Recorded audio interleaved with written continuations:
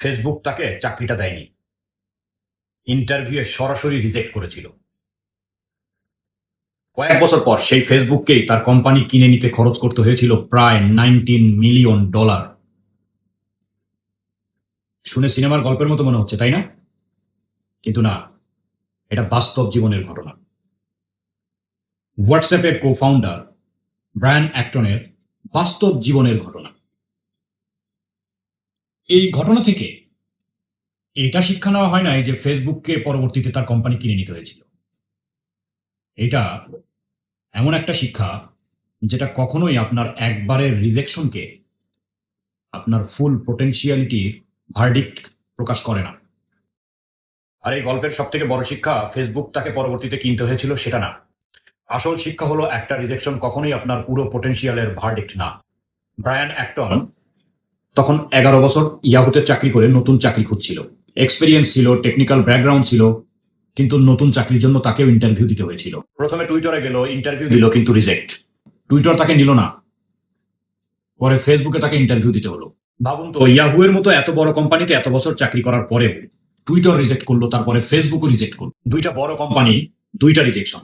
এখানে আমরা হলে কি করতাম? হয়তো লিঙ্কডইন খুলে একটা পোস্ট দিতাম, sometimes company fail to recognise talent. কিন্তু ব্রায়ান অ্যাক্টন কি করলেন?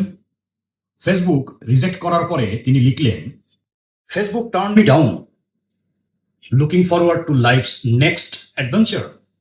অর্থাৎ ফেসবুক আমাকে রিজেক্ট করেছে, ঠিক আছে, এখন লাইফের নেক্সট অ্যাডভেঞ্চারে যাওয়া যাক। আর সেই নেক্সট অ্যাডভেঞ্চার কি ছিল? হোয়াটসঅ্যাপ। 2009 সাল, ব্রায়ান অ্যাক্টন এবং তার ইয়াহুর এক্স কলিগ জন কিং দুজনে মিলে হোয়াটসঅ্যাপ শুরু করেন। শুরুটা কিন্তু আজকের হোয়াটসঅ্যাপের মতো ছিল না। কোনো $1 বিলিয়ন কোম্পানি না, কোনো হিউজ অফিস না, কোনো ম্যাসিভ টিম না, শুধু একটা আইডিয়া। আর সেই আইডিয়াকে বাস্তবে পরিণত করার জন্য দীর্ঘ পরিশ্রম। তারপর হোয়াটসঅ্যাপ ধীরে ধীরে বড় হতে থাকলো, ইউজার বাড়লো, বিজনেস বাড়লো, আর কয়েক বছর পর যে ফেসবুক ব্রায়ান অ্যাক্টনকে চাকরি দেয়নি, তার কাছ থেকেই প্রায় $19 বিলিয়ন খরচ করে কোম্পানিটা কিনতে হয়েছিল। কিন্তু এখানেই একটা ভুল লেসন আমরা নেই।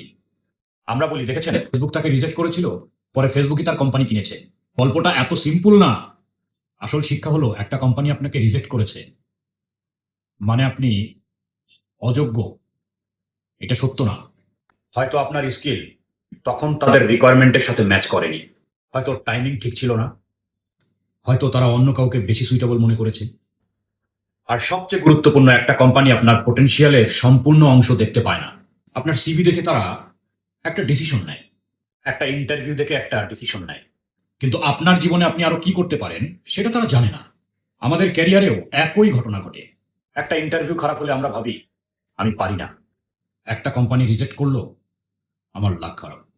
5টা কোম্পানি রিজেক্ট করলো, বাংলাদেশে ভালো চাকরি নেই। কিন্তু হয়তো প্রশ্নটা হওয়া উচিত ছিল, আমি এখান থেকে কি শিখলাম?